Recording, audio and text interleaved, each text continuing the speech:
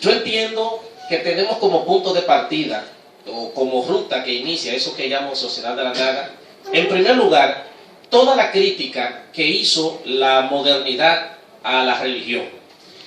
Y comienzo abordando lo que yo llamo en el libro el cristianismo anticristiano.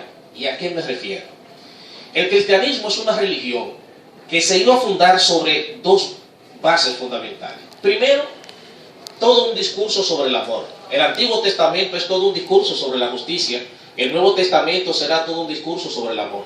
Y la segunda base en la que el cristianismo se va a sustentar también será sobre la base del no matarás. Si algo tenían en común las religiones, era sobre todo el sentido sacrificial, de cómo ofrecer sacrificios a los dioses. Pero el cristianismo va a decir, no, por rescatar el esclavo ha sacrificado al hijo, por consiguiente ya no serán necesarios sacrificios humanos.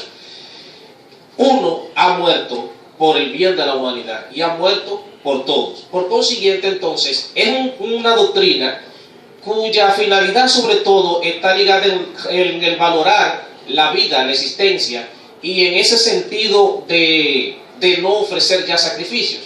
Pero resulta que cuando Constantino asume el cristianismo como religión del imperio, ya en la Edad Media, y aquí aclaro una cosa, mucha gente dice que Constantino asume el cristianismo porque se convierte al cristianismo. No, eso es mentira, eso fue una estrategia política de Constantino. Dicen que en la política como en la guerra no hay rivales débiles ni enemigos irreconciliables.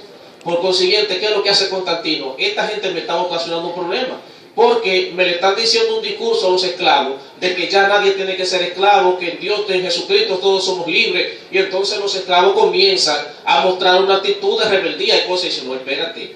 Constantino viene y se sienta con la gente y dice, ¿qué es lo que pasa con ustedes?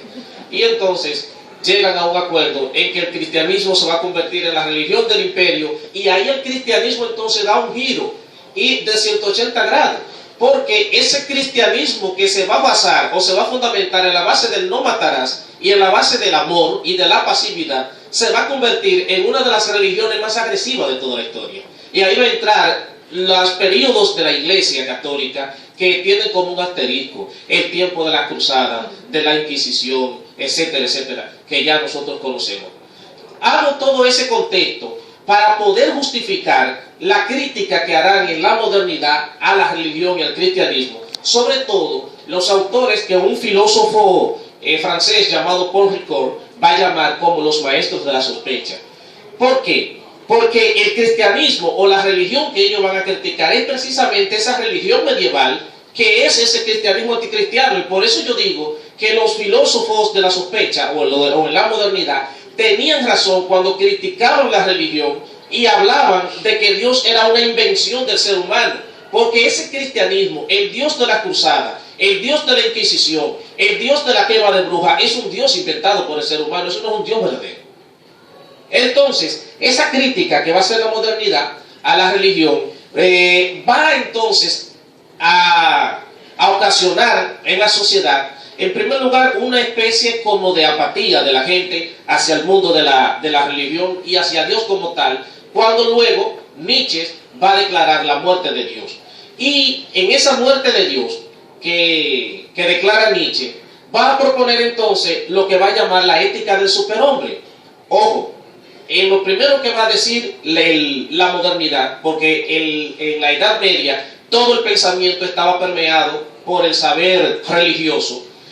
En la modernidad va a decir Augusto Comte, un filósofo que he conocido como también el padre de la sociología, va a enunciar una teoría que se va a conocer como el positivismo. Y aquí yo quiero decir algo. Yo he escuchado inclusive profesionales de la conducta, de la psiquiatría, de la psicología, hablar del positivismo, de que hay que tener mucho positivismo. Y entonces relacionan el concepto de positivismo como si tuviera que ver con el término de ser positivo en la vida. El positivismo es la teoría sustentada por Augusto Comte, que va a decir, todo saber para ser considerado válido tiene que ser demostrado científicamente. Y a partir de ahí entonces empieza el antagonismo entre la fe y la razón en la modernidad. Entonces, Cuando Nietzsche declara la ética del superhombre, está diciendo, bueno, si Dios ha muerto, tiene que existir algo que lo sustituya.